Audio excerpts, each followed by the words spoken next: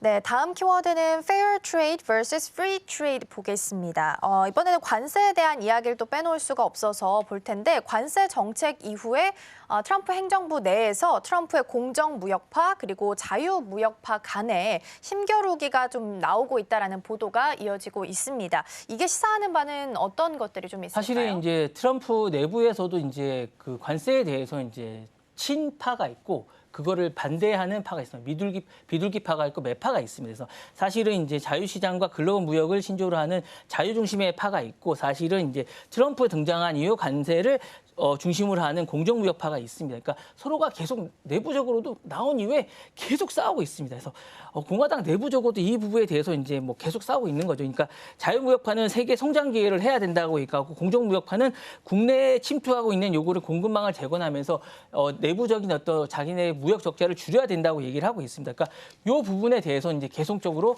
내부를 하고 있는 거죠. 그러니까 이 부분에서 재구성을 해야 된다고 얘기를 하고 있고 요거에 대해서 이제 계속적으로 내부적으로 자신들의 내적인 어떤 것들을 줄여야 된다고 얘기를 하고 있기 때문에 요거 패러다임이 심화되고 있는 겁니다. 공화당 내에서 경제 내부적으로 어떤 패러다임이 심화되고 있고 요게 정책 실행과 철학의 충돌이 있는 겁니다. 그래서 요게 무역에 보는 시각 차이가 너무 심하고요.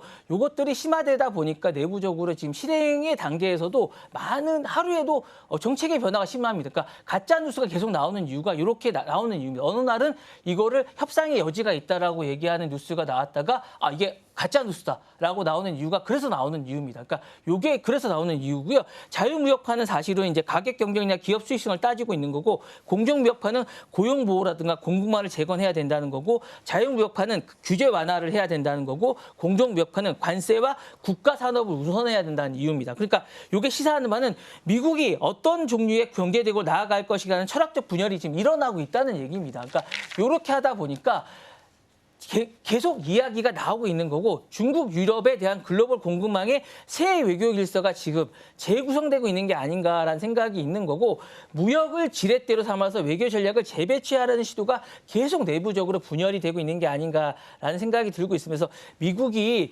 외교 군사 전략의 중심축으로 무역이 이루어지고 있는 게 아닌가라는 생각이 들고 있고요. 트럼프가 권력 기반의 재정의가 되고 있습니다. 사실은 이제 이런 것 같아요. 그 머스크를 중심으로 한 실리콘밸리파와 이제 러스크 벨트파가 있는 것 같으면서 요 두 파가 계속 싸우고 있는 것 같아요. 그래서 요 공정무역파가 이제 싸우고 있는데 이게 누가 이기냐에 따라서 이제 향후의 축이 바뀌는 것 같습니다. 그래서 관세파가 러스트벨트파라면 공정무역파는 사실 이제 자유무역파는 실리콘밸리파 할 수 있죠. 요 파가 서로 이제 계급 대리전을 하고 있는 건데 실리콘밸리파는 이제 한 번도 해보지 않은 실질적으로 이제 뭔가를 해보지 않은 러스크벨트파가 이제 미국을 망치고 있다라고 주장을 하고 있는 것 같습니다. 그래서 요 갈등전을 대리하면서 계속 싸우고 있는 것 같고요. 실질적으로 이제 러스크벨트파가 많은 것들을 미국을 망치고 있다라고 관세 때문에 미국을 망치고 있다라고 주장을 하면서 계속 싸우고 있는 것 같고요.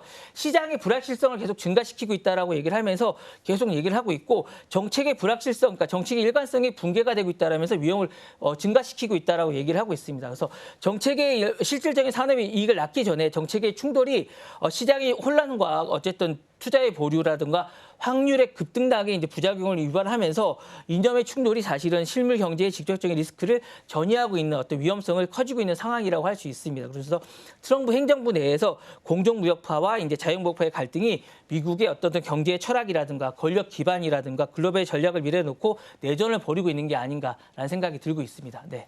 네, 트럼프 대통령이 관세로 매일매일 3조 원을 수확하고 있다라는 코멘트를 내놓기도 했었죠.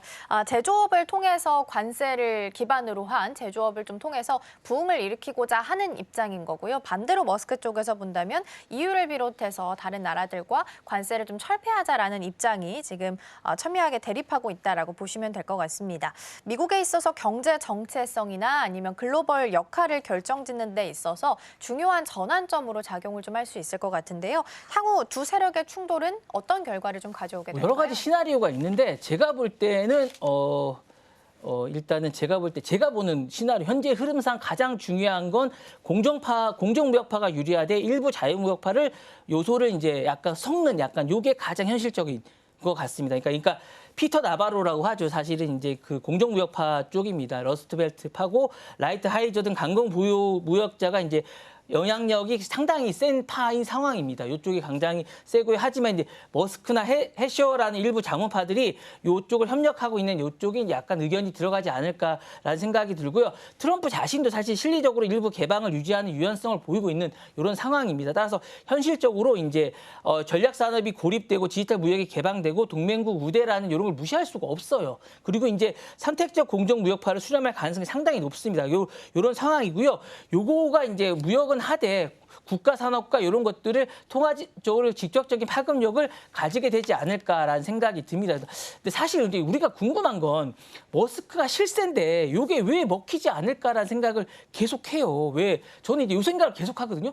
왜 머스크가 실세인데 왜 자유무역파가 밀릴까? 저는 이 생각을 계속합니다. 그래서 이 부분에 대한 부분이 있는데 왜냐하면 이 자유무역적 DNA가 있지만 안에는 실적인 실세는 어쨌든 대통령은 따로 있다라는 생각을 계속합니다. 그래서 기본적으로 자유무역 친화적이지만 무역 장벽은 비용 상승에 대한 이런 것들이 있기 때문에 요거는 어쨌든 양보를 해야 된다라는 생각을 하고 있습니다. 그리고 이제 머스크는 경제 민주적인 자산이긴 하지만 본인도 요 부분에 대해서는 유연하게 따를 수밖에 없다라는 생각이 좀 듭니다. 그래서 요 부분에 대해서는 많은 사람들이 의문을 가지지만 트럼프가 우선시 될 수밖에 없다는 생각을 하셔야 될 것 같아요. 그리고 이제 정부 위에 정부를 이길 수는 없다라는 생각을 하셔야 될 것 같은 생각은 듭니다. 네.